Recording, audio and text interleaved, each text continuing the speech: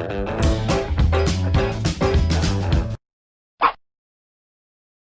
welcome to 6-Minute Math. Sa video na to, i-derive natin ang general form ng equation ng circle. Magsisimula tayong mag-expand ng standard form of the equation of the circle at center h, k para maging general form. So, uunahin muna natin yung quantity x minus h squared. So, magiging quantity x minus h times quantity x minus h. Para sa y naman, y minus k squared, magiging quantity y minus k times the quantity y minus k is equal to r squared. Ngayon, i-multiply ngayon natin sila.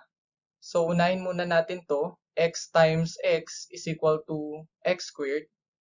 Next, x times negative h is negative hx.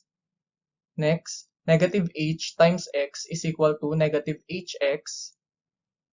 And last, negative h times negative h is equal to positive h squared. Next, para sa y times y is equal to y squared. Next, y times negative k is equal to negative ky. Next, negative k times y is equal to negative ky. And finally, negative k times negative k is equal to positive k squared is equal to r squared. So, pagsamasamahin lang natin yung mga like terms. So, ito, we have negative hx and negative hx. And then, negative ky and negative ky. So, we have x squared minus 2hx plus h squared plus y squared minus 2ky plus k squared minus r squared. Since si r squared nilipat na natin dito sa kabila kaya naging minus na siya. Ang susunod nating gagawin, since negative 2h is a constant, mag-let tayo. So let d is equal to negative 2h. And si 2k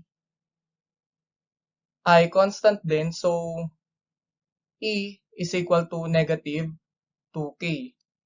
And lastly, si h squared, k squared, at minus r squared ay mga constant din. Gawin naman natin siyang f. So, meron tayong d, e, and f. So, ito ay mga constant. So, i-substitute na lang natin siya. We have x squared plus y squared plus dx plus ey plus f is equal to 0. So, ito na ngayon yung general form of the equation of the circle.